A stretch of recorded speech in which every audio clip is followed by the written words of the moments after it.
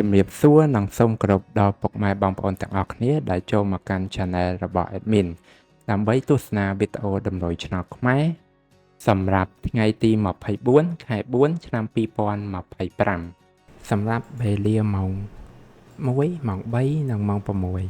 6ដូច្នេះកុំបង្អង់យូរសូមពុកម៉ែបងប្អូនកលេចមកមើលតម្រុយ2លេខតម្រុយ2លេខ Admin គឺមានលេខ86 87 53 56សម្រាប់ប៉ះ ABCD បន្តមកគឺខ្ទង់ O ខ្ទង់ O Admin គឺ O នៅខ្ទង់8និងខ្ទង់5សម្រាប់ប៉ះ ABCD ដូចគ្នា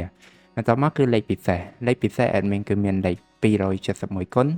374គុណនិង105គុណដែលលេខទាំងអស់នេះសុទ្ធសឹងតែជាលេខដែលមានសង្ឃឹមថានឹងចេញខ្ពស់សម្រាប់ថ្ងៃនេះអរគុណពុកម៉ែបងប្អូនទាំងអស់គ្នាដែលបានទស្សនាវីដេអូនេះពីដើមរហូតដល់ចប់ក៏ជូនពរពុកម៉ែបងប្អូនទាំងអស់គ្នាធ្វើការសងសំណាននៅថ្ងៃថ្មីទទួលបាននូវការហេងឆ្នះចំទាំងអស់គ្នាជាចុងក្រោយ Admin សូមពុកម៉ែបងប្អូនជួយ Like Subscribe និង Share ដើម្បីជាកម្លាំងចិត្តដល់ Admin ផងនិងដើម្បីពុកម៉ែបងប្អូនទាំងអស់គ្នា